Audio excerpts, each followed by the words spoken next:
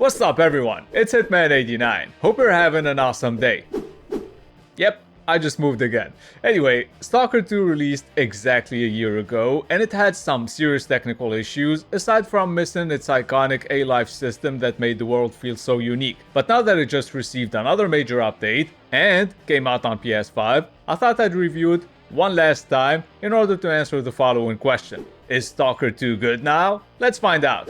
In Stalker 2, you play as Skiff, a guy whose house got destroyed by an artifact, so he packed his shit and went to the zone, a nuclear wasteland full of anomalies, mutants, stalkers, and artifacts. The game's been out for a year, so what's new? A lot! They finally addressed the most annoying thing in the whole game, the stamina. Instead of just running out of stamina and having to walk or chug energy drinks every 10 seconds, which by the way made traversal a pain in the ass, now you can just jog infinitely when you're on low stamina. And that's incredibly useful considering how massive the zone is. Stalker 2's got an excellent atmosphere, and the newly added immersive mode that hides the HUD and increases the FOV makes it even more, well, immersive. And it's not just the breathtaking weather effects, it's the random stuff that happens around you and results in epic moments, like that one time I saw two Snorks kill a group of stalkers, and I was waiting for the right moment to take them out, but then my sniper rifle got jammed, so those fuckers noticed me, and I had to run, throw a couple of grenades, and finish off the one that survived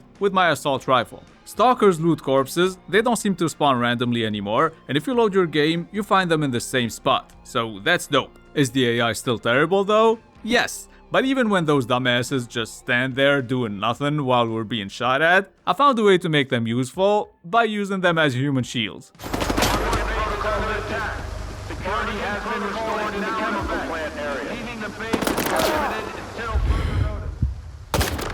Oh, and another thing you might find hilarious is when enemies take cover, but from the wrong angle. So they basically stand there in plain sight, waiting for you to take them out. And if you want to drive most mutants crazy, all you have to do is step on a crate so they can't reach you. If you have the game, try it out. That's what I did in the arena every time I was up against mutants. Long story short, the AI sucks dick! Alright, let's talk about performance now. I reviewed Stalker 2 on PC, but I've also tried out the PS5 and Series X versions, and I gotta say, the game runs much better on console now. You'll still experience frame rate dips in towns and sometimes in fights, but it's definitely more playable than last year. On PS5, the game uses pretty much all the DualSense's features, from the speaker to the adaptive triggers and even the motion sensors, although I doubt anyone will use them to aim unless they want to die 10 times more often. Now on PC, I'm not gonna sit here and pretend there are any noticeable improvements. I'll play at 4K max settings, with the DLSS set to balanced and frame gen enabled,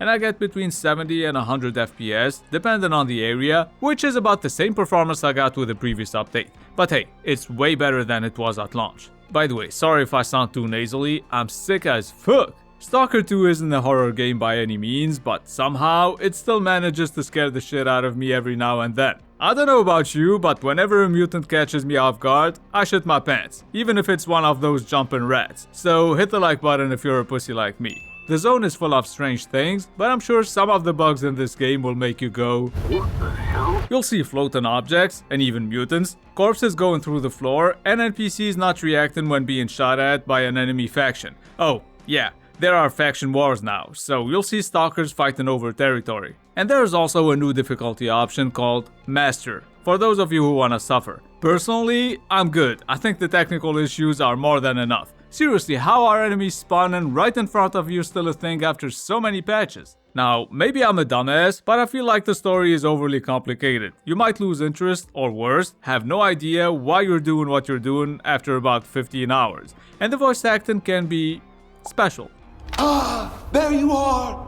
Ready for the show? I really hope this show he's talking about isn't far, cause the draw distance is way too low. For real, if you have a gun with a scope, you can literally see enemies spawn as you get closer to them. Not gonna lie though, the combat feels better. It's more challenging, fights are intense, and taking out a whole platoon by yourself feels great. I mean, even exploring the zone is way more enjoyable now. Before we move on to the verdict, did you know that you could get Stalker 2, Arc Raiders, and any other game for at least 30% off year-round? Just look up any game you want. For example, Red Dead Redemption 2 goes for $13, and if you want the latest games, like Moonlighter 2, a super addictive game, you can grab it for less than $20 on Instant Gaming.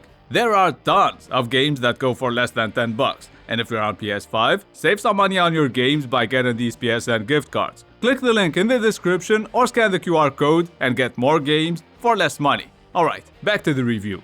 Stalker 2 has definitely improved over the last year, but a couple of big issues remain unfixed. The A-Life system is still far from what we had in older Stalker games, and the 1.7 update, just like any major update with this game, introduced tons of new bugs and issues that will need at least a couple of patches to be fully fixed. So, is Stalker 2 good now? Yes, it still needs some more work though. That's why, for now, I'm giving it a 7.5 out of 10. If you can get the game for $35 or less, go for it. And that's gonna be it for this review. I hope you found it helpful. It took me a while to review the game on both PC, PS5 and Series X, so I'd really appreciate it if you could leave a like, subscribe if you're new to the channel. Oh, and next we'll have the best PS5 games of 2025 and a review of a game very similar to Stalker. I'll let you find out by yourself. It's been Hitman89. Have a good one.